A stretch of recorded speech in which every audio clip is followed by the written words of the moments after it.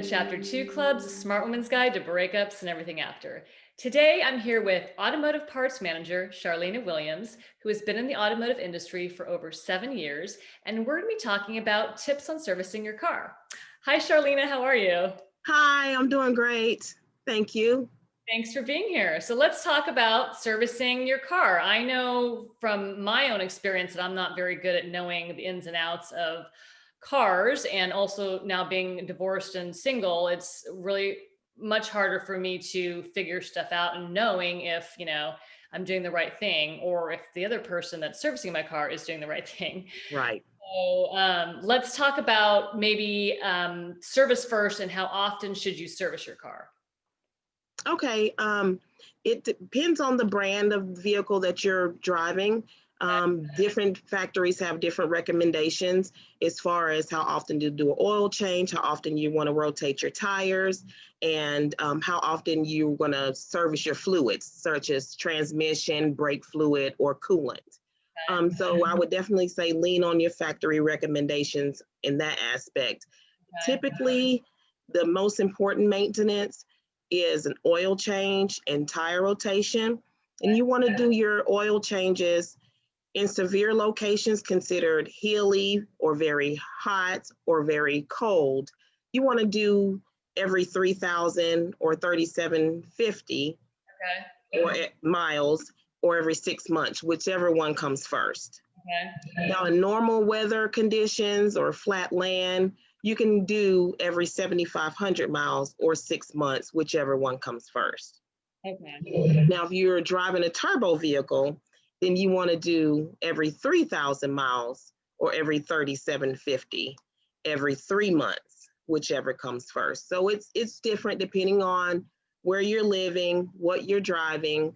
But there's wealth of information out there if you call dealerships or And look Google at is, yeah, a very good tool and things like that where you can find what's the standard. Um, Okay.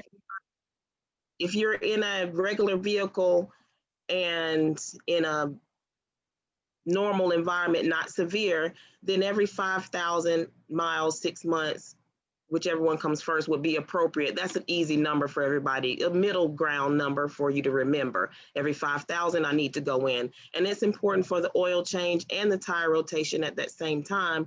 That way you're extending the life of your tires. Okay. And then as far as dealer versus the private mom and pop shop, what's your take on where one should go? I believe that dealers are a very good choice to go. A lot of people are skeptical of dealers because they figure they're a lot higher, but that's not certainly the case in some cases. I've done research and dealerships are comparable or even less in some services. So I would say don't be skeptical of going to a dealership because it's a dealership.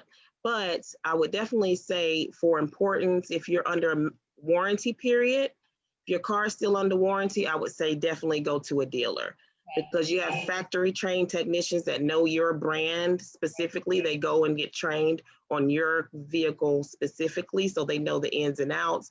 They know the common problems that they have, and they'll be able to resolve issues that you may have very quickly, as opposed to going to a mom and pop shop that haven't seen 100 Toyotas, maybe once or twice.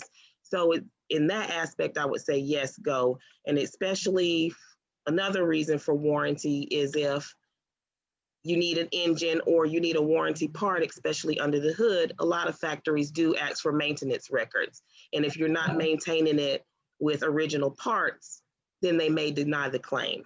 Oh, Yes. Yeah. And then as far as mom and pop locations, I think they're great.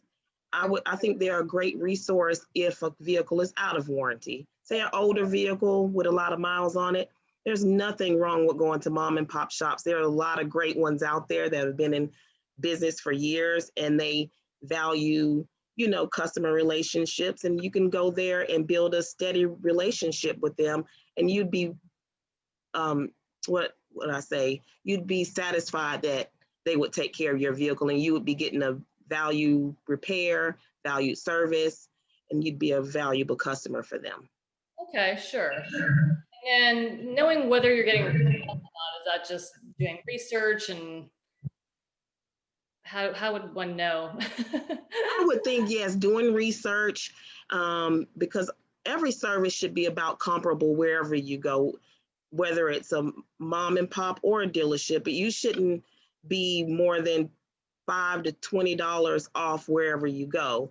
Now, Get a couple of quotes. right, right. And nowadays where we have the internet, Google's a very good tool because everybody's giving reviews and there are price points on there that you can research.